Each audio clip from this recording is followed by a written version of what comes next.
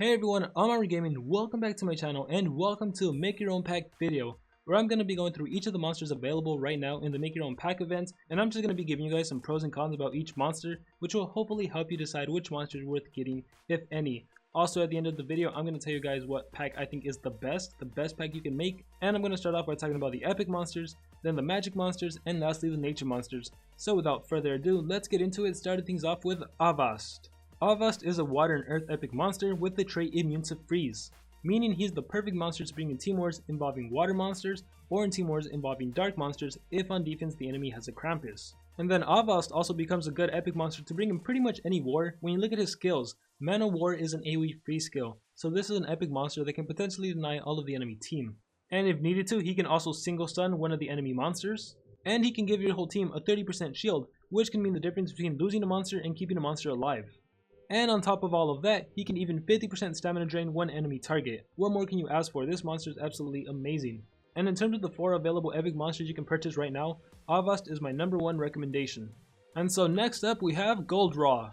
Now Goldraw is actually quite amazing in 2 aspects. His power is 2870. In terms of epic monsters, this actually puts him in 8th place along with Rhino Ram. And his speed of 2960 actually puts him in 15th place over all the epic monsters along with Choradam. His life on the other hand is nothing too impressive, and his trait immune to burning is also not really that impressive. And thanks to the skills, this monster can be pretty flexible. Keep in mind he has a high power, which means he can be an attacker, and he also has a high speed. Unfortunately, he has no deny skills, but he does have some really nice supportive skills, some skills that can set up for a legendary monster to attack. For example, he has an AoE magnetize skill, so it's quite possible that if you manage to rank up this monster, and you give him some good enough runes, he can go before your metal monster. If you're running a metal attacker, you can AoE magnetize the enemy monsters, and then your metal monster can finish off the rest of the team. And he also comes with an AoE burning skill.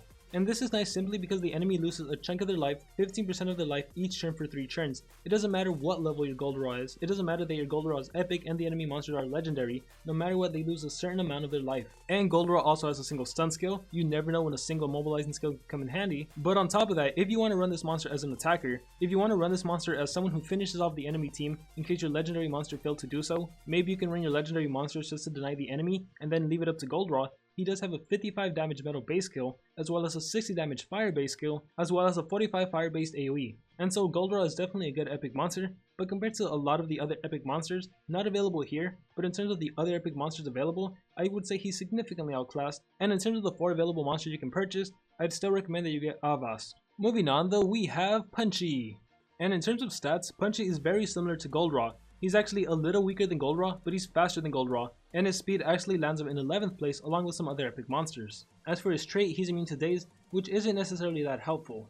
Skills wise, his ultimate is pretty nice as it stuns all of the enemy monsters as well as deals 65 damage to the whole entire team. And he's also pretty good at dealing effects. He has an AoE poison skill, and poison, as you know, reduces the enemy's life by 10% for the following 4 turns, as well as reduces their damage output by 19%, so this can help all of your monsters stay alive.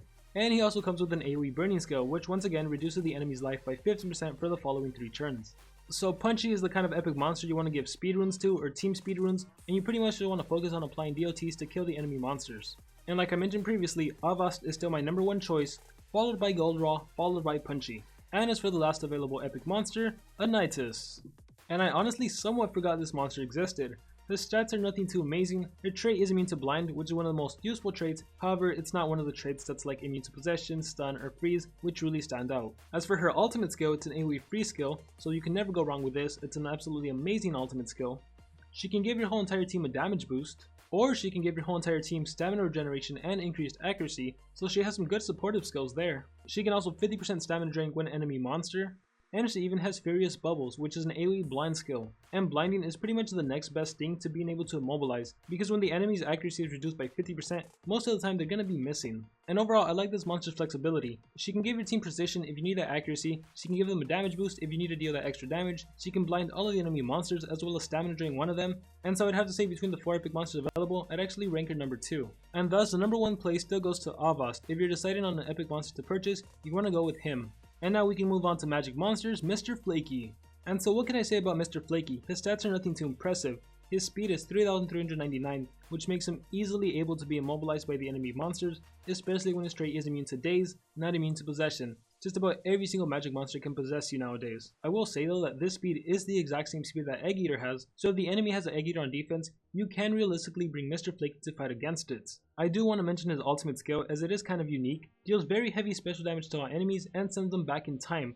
They become younger and deal 40% less damage. This is the equivalent to Timerion's Time Machine, and it also applies Stamina Leak to all targets, so it doesn't deny them or anything, but it is pretty cool that we essentially have Time Machine on an ultimate attack that also deals 60 damage that also applies Stamina Leak. And anyways, the reason I said this monster can actually go against an Egg Eater is because of this skill right here, Borrow Time.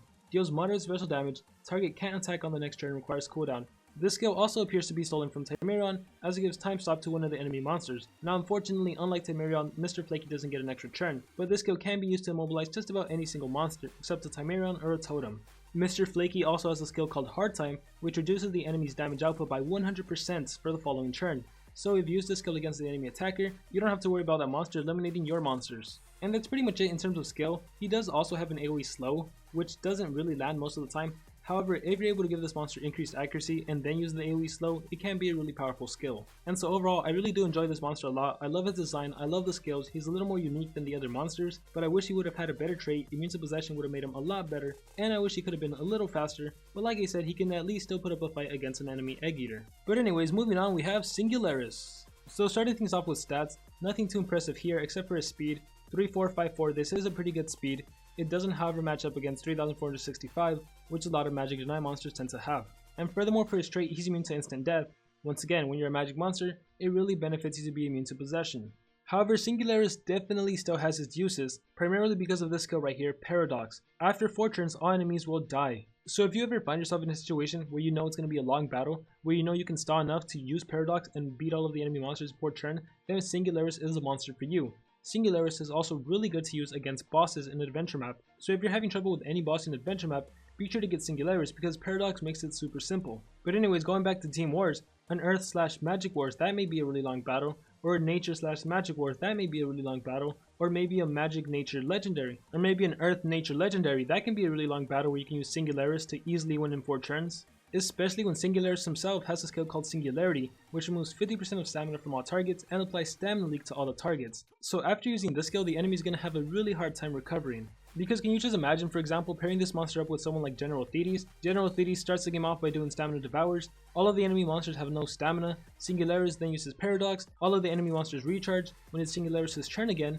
it uses Singularity, they're back to no stamina, they also have Stamina Leak, the enemy team is going to have a huge trouble recovering.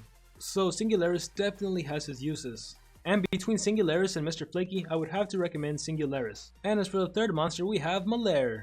And let me just say right now that Malaria is going to be my #1 recommendation for which magic monster you should get during the sale right now. To many people, Malaria can best be classified as the best magic attacker in the whole entire game. His power of 3553 is actually the second highest power of all the magic monsters. First place goes to Worker Hulk, who has a power of 3619, but Worker Hulk is extremely slow to actually utilize that power, so I guess you can say Malaria really takes it. His life is nothing too impressive, it's not too low and it's not too high. However, this monster does have a lifesteal skill, so if he ever happens to take any damage, he can just recover that life.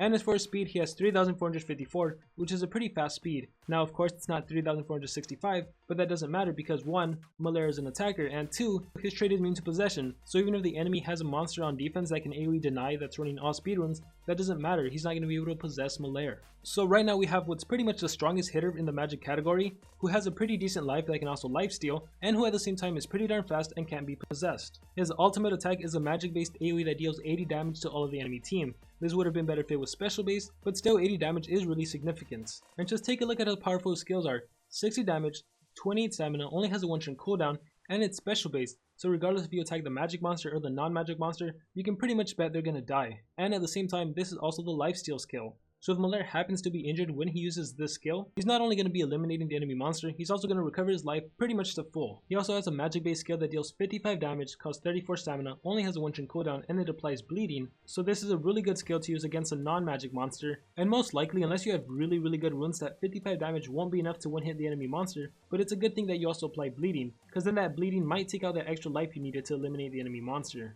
And to make things even better, Malaria also has this AoE skill that gives a negative effect to all of the enemy team. And hey, when times are tough, you just go ahead and try your luck, maybe you'll land some good effect. Maybe you'll freeze the enemy team, maybe you'll stun them, maybe you'll drain their stamina. There are so many possible negative effects, and when all odds are against you, it never hurts to try your luck. And if you're not feeling confident with an AoE skill that applies a negative effect to all of the enemy team, well, what about this skill that actually applies 2 negative effects to one single enemy monster? So if you only have one enemy monster that's a main threat, you can try your luck with this skill. And you also have another special base skill that deals 45 damage, costs 28 stamina, has a 1-turn cooldown, and drains 50% of stamina from the enemy target. And draining 50% is vastly significant. On top of that, it also gives the enemy damage reduction. And damage reduction may not seem that impressive, but if the enemy monster happens to have double damage, a damage boost, triple damage even, damage reduction basically gets rid of that. So yeah, if you're in need of a magic monster, be sure to get Malaria, especially if you need a magic attacker. And actually, this monster is even good on defense, so if you want to have a good monster for offense and defense, Malaria is a really good choice. And for the magic category, the last monster available is Totem. And for Totem, I'm going to keep it really quick and simple. I don't think this monster is worth it. Out of the 4 monsters available right now, this would be my last recommendation. So the only thing worth mentioning about Totem is that his trait is Spirit. Totem is not a life, it's an ancient spirit. Status effects are useless against it, so this is pretty much the trait that Timerion has. And like Timerion, all of Totem skills also deal no damage, however that's where the similarities stop. In terms of usability, Totem, unlike Timerion, really isn't that usable. All of Totem's skills cause some sort of change to the stats of either your monsters or the enemy monsters. Take for example Hoodoo Dance, increases all allies' life by 16% for 6 turns. Sango Mambo, it's an AoE that decreases target's life, damage, and stamina by 30% for 2 turns. It's actually 6 turns in the game. And so a skill like Sango Mambo can be extremely useful in an adventure map. So if you're stuck in an adventure map, you could realistically buy Totem and he would make it a lot easier to clear an adventure map against those bosses. However, you could also just get Singularis. Really quickly, let's take a look at another skill, Mahu Mojo, increases target's damage by 48% for 6 turns. So this is a skill that applies to one of your allies, and one thing you should know about Totem is that all of his skills actually stack, which means you can apply the skill over and over again on one of your monsters, and for every single time you use this skill on your ally, they're going to get plus 48%, plus 48%, plus 48%. So this monster is really more of a fun monster. He's the kind of monster you want if you want to try and break the Monster Legends record of how much damage you can deal in one turn, or like I said, for adventure map if you want to defeat bosses more easily. And of course Totem can also be used in player versus player, however in my opinion that would kind of drag out the battle a lot more. So in terms of actual usability for Team Wars, Totem would hardly get any usage, so I really can't recommend him. So my number 1 recommendation once again is Malaria. And so now we can move on to nature monsters, starting things off with Sarah, and oddly enough, this pack you see right here, Sarah, Malaria, and Avast, that is my recommended pack. And so Sarah is one of the few truly amazing nature monsters, specifically because she has a speed of 3,476. She along with Lamu are the fastest nature monsters in the whole entire game. On top of that, Sarah is also immune to stun, which means she can't be immobilized by any monster stunning you, so she's also a pretty good monster to bring in Earth Wars, as well as Dark Wars if for some reason the enemy is running a Will Razorface or an Harusami with all speed runes on defense.